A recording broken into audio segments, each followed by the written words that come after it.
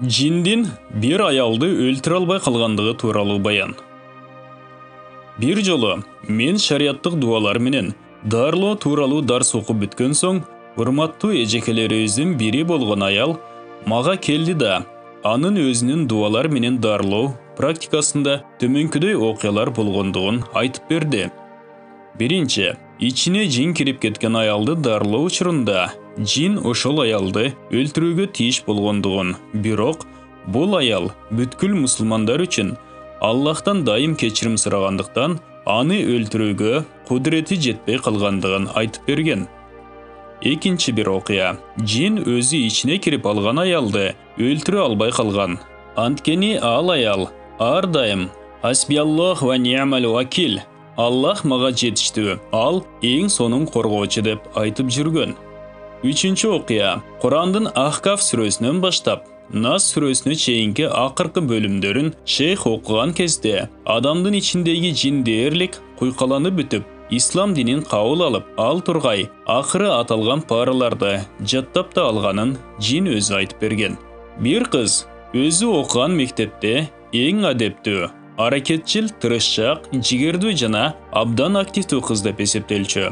Мектепти бүтүрүп жаткан кезде мектептин көптөгөн долбоорлорунун ишке ашуусуна ошол кыздын чоң салымы бар экендиги айтылып, катышып олтургандардын баары тарабынан анын эң мыкты артыкчылыктары тууралуу көп сөздөр айтылат. Ошондон кийин кыз өз үйүнө кайтып келген соң эстен танып жыгылат да, ошол абалда 3 ай бою төшөктө жатып калат.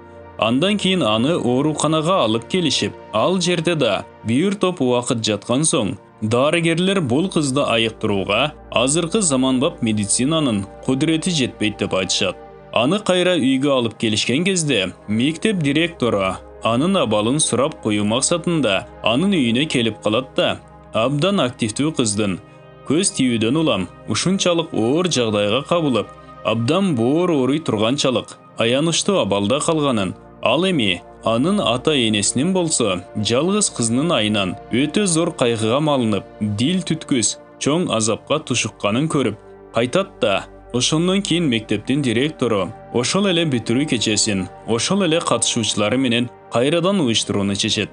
Ошентип кайрадан уюштурулган кеченин катышуучуларынан артып калган сууларды, тамактарды жана буюмдарды көз тийүүгө каршы дары катары колдонуу үчүн кыздын ата-энесине алып келип берет да, бир кездеги алтын кыздын ата-энеси болсо ошол калдыктарды кызынын денесине сүйкөшүп, ошондон кийин кыз өзүнө келе баштайт.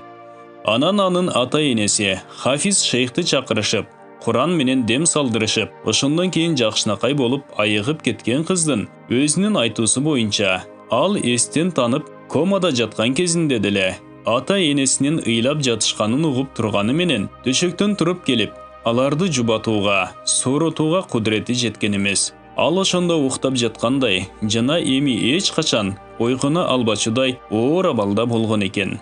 Шейх аны Куран менен дарылап, кыз толук айыккандан кийин да, мындан ары да көз тийүүдөн сактануу үчүн ар дайым Аллахты зикир кылып жүрүүгө ага кеңеш берет. Ал кыздын өзүнүн айтуусу боюнча, ал күн сайын Курандын тиешелүү сүрөлөрүн толук окуп жүрөт.